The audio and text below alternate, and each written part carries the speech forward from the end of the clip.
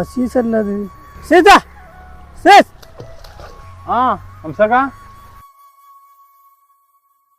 അല്ല സീസേ ഇജ്ജ് ഉച്ചക്ക് വീട്ടിൽ കുട്ടികൾ പറഞ്ഞു ഞാൻ അവിടെ വന്നെന്ന് നമ്മളെ മേലെ പറമ്പിൽ പന്തലിടട്ടെ എന്ന് ചോദിക്കാൻ വേണ്ടിട്ട്. പൊന്നാരാ സീസേ, അതൊക്കെ ഇപ്പൊ എന്നോട് ചോദിച്ചാണ്ടാ, അനക്കാണ്ട് ഇട്ടൂടെ? എന്നാലും അങ്ങനല്ലല്ലോ. അല്ല അതൊക്കെ പോട്ടെ, ഇജ്ജിപ്പോൾ എന്താ ഇവിടെ ഒന്ന് തുറക്കണേ? പൈസക്ക് എന്തെങ്കിലും ബുദ്ധിമുട്ടുണ്ടോ? എന്താ മുഖത്തൊക്കെ കൂടി ഒരു വിഷമൊക്കെ ഉള്ള പോലെ? പൈസ എന്തെങ്കിലും വേണേ ചോദിച്ചോ, ഞാൻ തരാമല്ലോ. ഹംസാക്ക, പഠിച്ചോൻ്റെ വേണ്ടു വെച്ചിട്ട് പൈസക്ക് ഒന്നൊരു ബുദ്ധിമുട്ടൊന്നും ഇപ്പം ഇല്ല. പിന്നെ എന്തേ പറ്റടാ എനിക്ക്? ഹംസാക്ക, മനസ്സിന് എന്തോ ഒരു വല്ലാത്തൊരു പ്രയാസം. എന്തിടാ? ഇപ്പം കല്യാണമുള്ളവളുണ്ടല്ലോ എൻ്റെ മോള്, ഓൾ എന്നോടൊന്ന് മുണ്ടിയിട്ട് ഇപ്പാന്നൊന്ന് വിളിച്ചിട്ട് എത്ര കാലായി എന്നറിയോ? അതെന്താ ഇപ്പം അങ്ങനെ? അതെ, ഇപ്പോഴെന്നല്ല, കുറേ കാലമായിട്ട് അങ്ങനെയാണ്.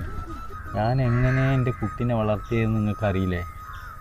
ആവശ്യപ്പെടുന്നതും ആവശ്യപ്പെടാത്തതും ഒക്കെ വാങ്ങിക്കൊടുത്തിട്ട് താലോലിച്ച് വളർത്തിയിട്ട് ഇപ്പോൾ ഒരു പ്രായം കഴിഞ്ഞപ്പോൾ ഓർക്കൊക്കെ ഞാനൊരു ക്രൂരനായ ബാപ്പ.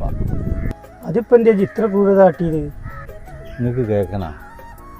ഓൾക്കും ഓളമ്മക്കും കൂടി കുണുമണാലിയും കാശ്മീരും ഗോവയിലും ഒക്കെ ടൂറ് പോകണമല്ലോ, അതും വീടും കൂട്ടി ഒരാഴ്ചക്ക്.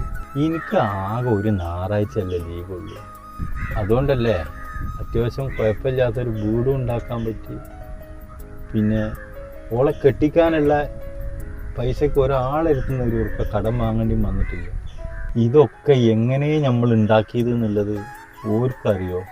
കുടുംബം നോക്കാനുള്ള തത്രപ്പാടിൽ നല്ലൊരു കോലുള്ള ഒരു തുണിയും കുപ്പായോ മര്യാദയ്ക്ക് ഒരു ഹോട്ടലിൽ കയറി ഒരു കാൽച്ചായ പോലും നമ്മൾ കുടിച്ചിട്ടില്ല.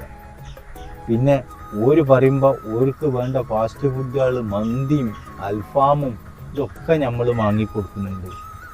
സാരജടോ അസീസേ, ഓൽക്കൊക്കെ ഇപ്പോൾ അതിൻ്റെ വില മനസ്സിലാവണമെങ്കിലേ ഓലൊക്കെ ഒരു ഉമ്മയും ബാപ്പയൊക്കെ ആവണം. അപ്പോഴേ ഓൽക്ക് അതിനൊക്കെ ഒരു വില മനസ്സിലാവുള്ളൂ. സ്വന്തം കൈകളിൽ കിടന്ന് താലോലിച്ച് കൊഞ്ചിച്ചു വളർത്തിയ ഓമന മക്കൾ പിൽക്കാലത്ത് അപ്രതീക്ഷിതമായി അവരുടെ വാക്കുകളിലും പ്രവൃത്തികളിലും രൂപപ്പെടുന്ന ഒരുതരം ശത്രുതാ മനോഭാവ പെരുമാറ്റത്തിൻ്റെ മുന്നിൽ നിസ്സഹായരാവുന്ന ചില അപൂർവം പിതാക്കന്മാരുണ്ട് നമുക്കിടയിൽ. സന്തോഷത്തോടെ മകളെ മറ്റൊരാളെ ഏൽപ്പിക്കുന്ന ദിവസം ഇങ്ങടുത്തിട്ടും തനിക്ക് വേണ്ടത്ര കിട്ടാതെ പോയ ഒരു പരിഗണനയും കരുണയും സ്നേഹശൂന്യതയും കെടാതെ ഒരു കനൽ പോലെ അപ്പോഴും അയാളുടെ ഉള്ളിൽ എരിയുന്നുണ്ട്.